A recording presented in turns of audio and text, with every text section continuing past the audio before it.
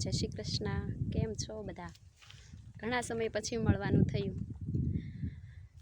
લગભગ 3 થી 4 મહિના થઈ ગયા છે. છેલ્લો વ્લોગ જ્યારે ખોડલધામ ગયા ત્યારે બનાવ્યો હતો.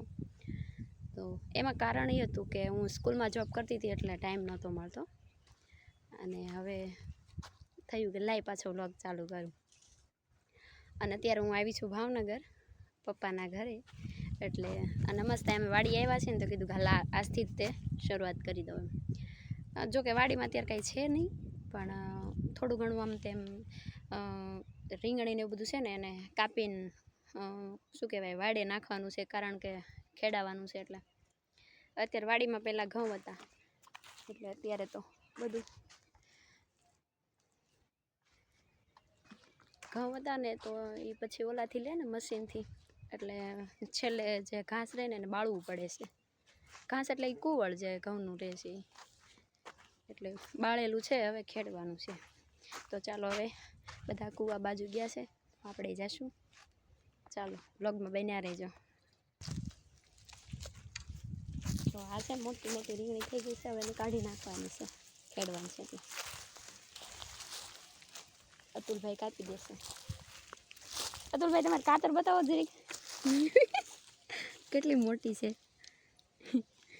કાઢ તો.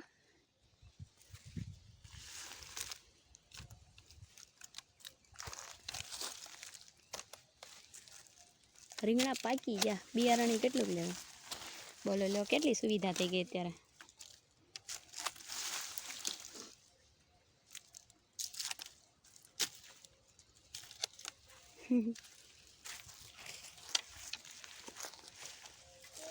તો ચાલો આ બધી રીંગણી કાપી નાખે એટલે બધી વે નાખી દેવી પાડે, પછી મળવી આગળ. તો આ રીતે બધી રીંગણી કાપીને અહીંયા અડધી નાખી છે, અડધી બધી વાડે સામે. ચાલો હવે જો કીડિયારું લાવ્યા છીએ, થોડુંક કીડિયારું પૂરી દેવી. અને આ બાજુ છે ને અહીંયા ફુદીનો છે. હવે કંઈ પાણી અહીં પાવાનું છે ને, એટલે ફુદીનો ખેંચવાનો છે. થોડોક પહેલાં ફુદીનો ખેંચી લે. હા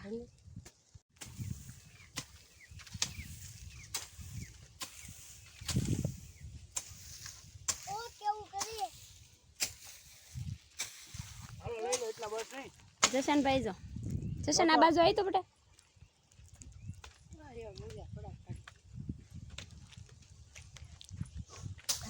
હાલો આપણે કીડિયારું પૂરવી ને જશન. હાલો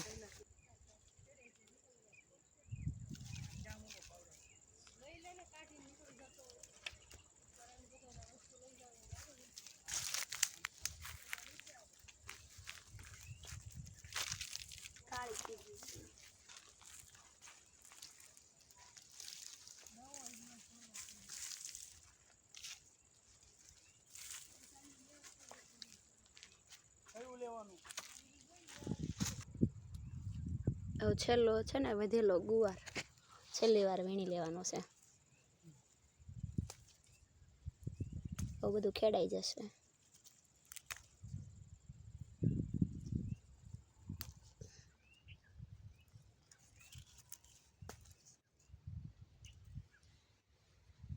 મમ્મી અજમા ખેંચે.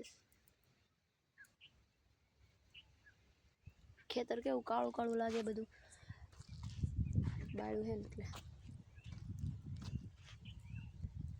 આવતા વર્ષથી મારા પપ્પા ના પાડે છે, આવી રીતના ઘઉં નથી લેવાના. આવે પાપ લાગે, જીવજંતુ બળે ને એટલે. હવે ઓલી રીતે તે આપણે જેમ રેગ્યુલર વાડીને હલરમાં, ભલે થોડીક વાર લાગે. દી આથમી ગયો હે, સૂરજ દાદા જો હવે ઢળી ગયા છે.